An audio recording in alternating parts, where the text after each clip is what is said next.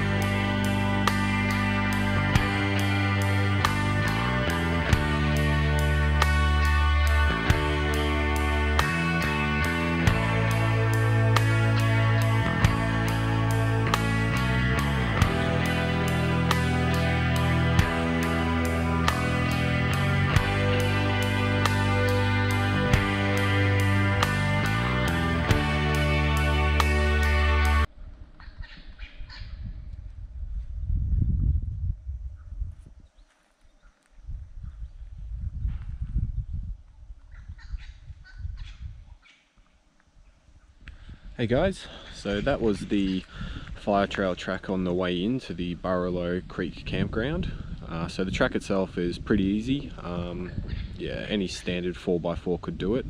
I'd say most SUVs could do it, but yeah, just to be on the safe side, I'd only try it in a 4x4, but you don't need anything special. Yeah, any 4x4 could do it.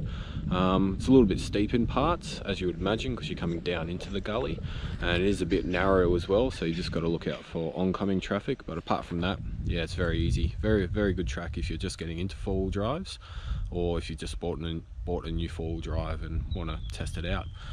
So that was the campground that I just showed you as well. It's very open, very big. Yeah, you could fit quite a lot of people in here. Every time we come down here though, it's really not that congested. Yeah, and there's also a couple of walking tracks that you can do as well, which is what we're going to do now. So yeah, we'll show you the walking track.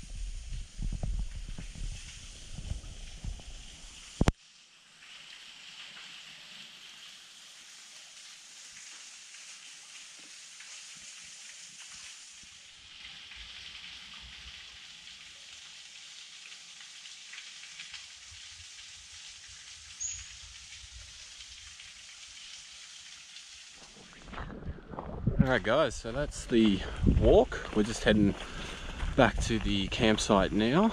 It's a very easy walk. Anyone can do it. Really good if you have, if you're camping down here with family, you got kids, you want them to stretch their legs. It's about 45 minutes round trip, I reckon. And once you get to the end, it just, opens up in this beautiful little cave system with this little waterfall. Yeah, it's absolutely spectacular.